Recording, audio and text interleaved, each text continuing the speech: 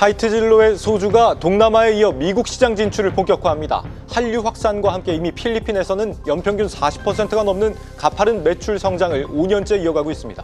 미국 코스트코와 타겟 같은 대형 유통 채널 입점을 확대하며 국내 내수 시장에서의 부진을 만회해가는 모습입니다. 산업부 이지효 기자와 알아봅니다. 이 기자, 하이트진로가 해외에서 그것도 맥주가 아니고 소주로 승부를 보려는 모양인데 어떤 배경이에요? 네, 맞습니다. 일단 1분기 실적을 좀 보면 왜 그런지 이해를 하실 수 있을 것 같습니다. 네. 올해 1분기 실적을 보면요. 매출은 6,128억 원, 영업이익은 627억 원을 기록했는데 시장 기대치를 뛰어넘는 실적이었습니다만 전 영역에서 고르게 잘 된 것은 아니었습니다.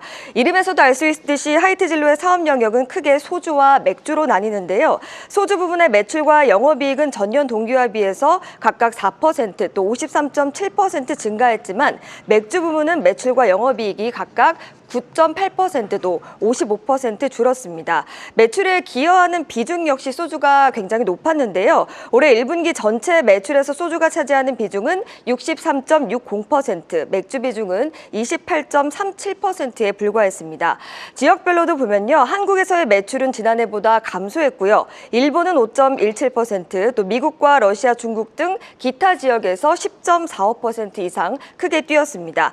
앞으로 화이트진로는 잘하는 것, 그러니까 1분기 실적을 놓고 보면 소주 그리고 해외에 좀 집중하겠다 이런 전략으로 풀이되는데요. 올해 실적 놓고 보면 성장 가능성은 있다고 보여집니다. 네, 진로 소주의 대중화에 나서겠다. 이게 지난해 창립 100주년을 맞아서 내건 비전이다라고 하는데 확실히 소주를 좀 주력으로 내걸기 시작한 것 같습니다. 네, 맞습니다. 목표까지 좀 정확하게 제시를 했습니다. 예. 2030년까지 소주 매출로만 해외에서 5천억 원을 달성하겠다 이런 목표인데요. 지난해 하이트진로의 소주와 또 기타 제재주 그러니까 과일 소주 같은 수출액은 1,534억 원이었습니다. 2020년 653억 원에 비하면 계속해서 성장세를 보였고요. 지난해 1,534억과 비교해서는 5년 뒤 목표에는 소주 수출을 200% 이상 지금보다 확대하겠다는 계획입니다. 아예 허황된 얘기는 아닙니다. 관세청에 따르면 지난해 소주 수출액은 2억 달러를 돌파했는데 통계 작성 이후로 처음 있는 일이었고요. 소주가 이제는 수출 효자 품목 가운데 하나로 자리 잡은 모습입니다.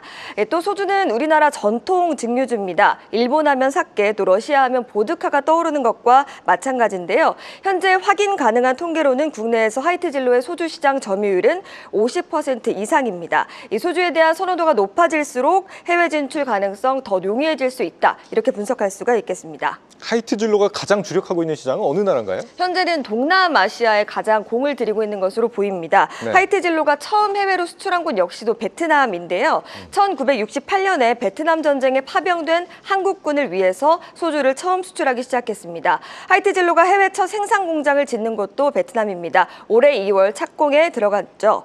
현재 하이트진로는 전 세계 86개국에 소주를 수출하고 있는데요. 연간 수출량이 5만 병 이상인 전략 수출국에 동남아시아 국가가 다수 포함됐습니다.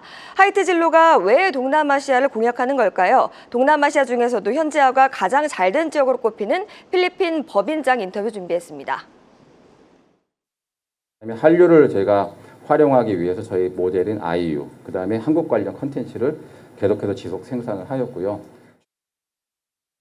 네, 그러니까 정리를 하자면 현지인의 소주 소비가 늘어난 배경에는 K-팝이나 K-푸드 같은 한류가 있다는 건데요. 불닭볶음면이 한류 확산과 더불어서 수출에 탄력을 받았던 만큼 한류를 이용해서 해외 시장 공략에 나서겠다는 모습으로 풀이가 됩니다. 실제로 하이트진로 소주를 마시는 소비층이 교민에서 현지인 중심으로 전환하는 추세인데요. 재외동포청에 따르면 2013년 8만 8천 명이던 필리핀 재외동포 수는 2023년 3만 4천 명으로 줄었습니다. 반면에 하이트진로의 필리핀 소주 수출량은 오히려 3.5배가량 증가했고요. 최근 연평균 성장률도 41.7% 수준입니다. 그런데 아시아권에 더해서 이제 서구권으로까지 영역 확장을 본격화한다는 거죠? 네, 사실 영역을 확장하다 보면 투자 비용이 들 수밖에 없는데 이런 실적에 연연하지 않고 시장을 좀 확대하겠다라는 건데요. 김인규 하이트진로 대표이사의 이야기를 들어보시겠습니다. 네. 주류 시장의 경쟁이 상당히 심하고 어느 법인이든 투자가 굉장히 많이 되고 있고 마케팅 비용이 상당히 많이 되고 있고 지금은 또 가장 힘든 게 관세하고 운반비입니다.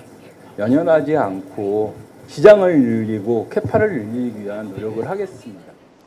네, 캐파를 늘리겠다. 하이트진로는 동남아시아를 넘어서 북미 등 서구권으로 실제로 시장을 넓히고 있습니다. 최근 미국에서는 소주가 토탈 와인이나 베브모어 같은 주류 전문점부터 또 코스트코나 타겟 같은 마트까지 입점을 했습니다. 미국 법인의 매출 역시 2018년 292억 원에서 지난해에는 652억 원까지 증가하고 있습니다. 네, 앞으로 우리 투자자들도 하이트진로 볼 때 해외 쪽 사업 성장을 좀 관심 갖고 볼 필요가 있겠네요. 네, 맞습니다. 증권가에서는 어떻게 분석을 하냐면 국내는 사실 소비시장 회복이 쉽지 않다 이렇게 보고 있습니다. 네. 한국투자증권은 내수시장 부진이 조금 아쉽지만 수출 실적이 빠르게 성장하고 있는 점은 긍정적이라고 하이트진로를 평가했는데요. 올해 1분기 소주 수출 실적은 280억 원을 기록해서 지난해보다 61.1% 증가했습니다. 연간 기준으로도 2024년 10.1%, 2025년 10.8%로 성장할 전망인데요.